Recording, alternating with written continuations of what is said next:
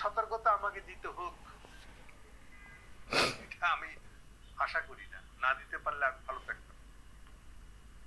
কিন্তু ইউনূস সাহেব এই ভুলগুলো করে যাচ্ছে, ফলে আমার একটা সতর্কতা প্রসঙ্গে কথা বলতে হচ্ছে। প্রসঙ্গটা হলো দুদিন আগে, প্রসঙ্গটা হলো মাইক্রো ক্রেডিট। দুদিন আগে ইউনূস সাহেব মাইক্রো ক্রেডিট অথরিটি অফিস, আপনারা জানেন যে আমাদের পুরনো অফিস বলতে, পুরনো সেক্রেটারিয়েট বলতে এই যে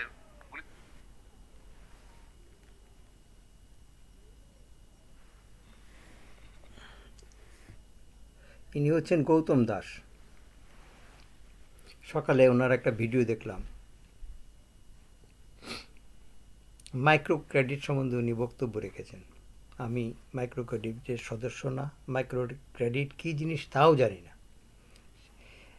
একটা সাধারণ মানুষ বাইরের থেকে যা দেখে আমি সেটা দেখি, এবং ওইটা দেখে ওনার বক্তব্যটা আমার অ্যাকচুয়ালি আমার একটা কাটা দিয়েছে, শরীরে কাটা দিয়েছে। কাটা দিয়েছে মানে এই জন্য পক্ষপাতিত্ব আর নিরপেক্ষ আর একদম অজ্ঞাত, তিনটার মাঝখানে একটা কনক্লুশন আমি ওনাকে দিতে চাই। যে উনি বলছেন যে সেক্রেটারিয়েট থেকে অফিস স্থানান্তরিত করেছে শেরে বাংলা নগরে। এইটার প্রথম কথা হচ্ছে, একজন রিক্সাওয়ালা বলতে পারবে ঢাকা শহরের রাস্তাঘাটের অবস্থা, কিন্তু গৌতম দাস বলতে পারবে না। উনি গাড়ি করে যান অফিসে, বাসায় আসেন। কিন্তু ট্রাফিক জ্যামটা যে অফিসগুলার, ওই অফিসের যদি 100 জন কর্মকর্তা বা কর্মচারী যাতায়াত করেন এবং ওই কর্মকর্তার জন্য আরও 1000 লোক যাতায়াত করেন একই অফিসে, তো ওই অফিসটা যদি আগারগাঁওয়ে স্থানান্তরিত হয় তাহলে ঢাকা শহরের চাপ কমবে। এটা হলো আমার প্রথম উদ্দেশ্য, প্রথম দৃষ্টি ভঙ্গি। দ্বিতীয়ত মাইক্রো ক্রেডিট। মাইক্রো ক্রেডিটের আমার কোনো অ্যাকাউন্ট নাই, আমি মাইক্রো ক্রেডিটে কিছুই জানি না, তবে এইটা একটা গুণ জানি। এইটার গুণ গৌতম দাসের মতো শিক্ষিত লোকরা দিতে পারবে না। কারণ আজকাল শিক্ষিত লোকরা চোখে এমন ধরনের একটা চশমা পরে, তারা সব কিছুই রঙিন দেখে। কিন্তু ওনারা যদি আমাদের চোখে দৃষ্টিভঙ্গি করতো তাহলে এই এত বড় একটা জঘন্য মতবাদ দিতে পারতেন না। রাষ্ট্রপ্রধান ওনার কৃতিকর্ম নিয়ে কথা বলবেন না কেন, এটা আমার প্রশ্ন। শেখ হাসিনার কৃতিকর্ম আর ইউনূসের কৃতিকর্ম কি এক? শেখ হাসিনা পদ্মা ব্রিজ করার পরে রাস্তাঘাট তৈরি করার জন্য লক্ষ লক্ষ টাকা কুক্ষিগত করে ভারতে পাঠাইছে। ডক্টর ইউনূসের কোন প্রজেক্টে কত কোটি টাকা উনি কুক্ষিগত করছেন? এখন মাইক্রো ক্রেডিটে যদি শত কোটি টাকা যদি অর্জন করে থাকে, সেই টাকা তো হিসাবে আছে। যে একটা সাধারণ কথা বলে না যে ভাগের ছাগল বাঘেও খেতে পারে না। তো এই গৌতম দাস, আমি জানি ঢাকা শহরের পুরনো লোকরা বেশ চাটুল্য হয়, কথাবার্তার মধ্যে খুব একটা একটা আকর্ষণীয় ভাব থাকে।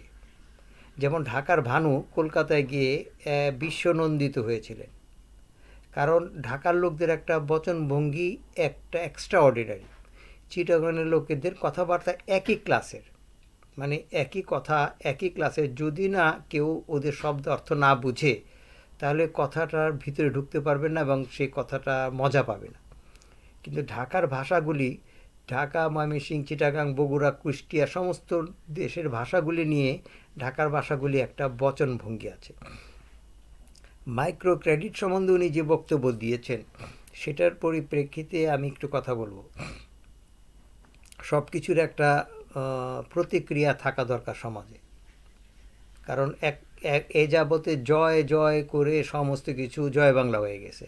এখন জয় বাংলা আর ইনকেলাব আর বাংলাদেশ আর বাঙালি, এই সমস্তগুলির মধ্যে নানা রকম একটা একটা একটা ফিলোসফি লুকিয়ে রয়েছে।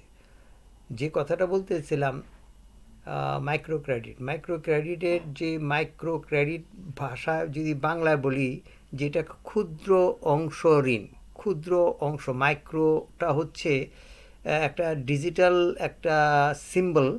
এই মাইক্রো কথাটার মধ্যে একটা একটা একটা বিশাল একটা ইউনিভার্স, একটা সাপোর্টিং ওয়ার্ড আছে, কিন্তু ও, ব্যক্তিগতভাবে মাইক্রো ক্রেডিটের কোনো মুখ্য ভূমিকা নাই। আমার গ্রামের এক ডিসেবল আমার ফুফাতো ভাই, সে কথাবার্তা অসংলগ্ন কথা বলতো। সে যখন মেট্রিক পরীক্ষায় ফেল করলো, তখন আমার আপু, বড় আপু জিজ্ঞেস করছিল, আলাউদ্দিন মেট্রিকের রেজাল্ট কী?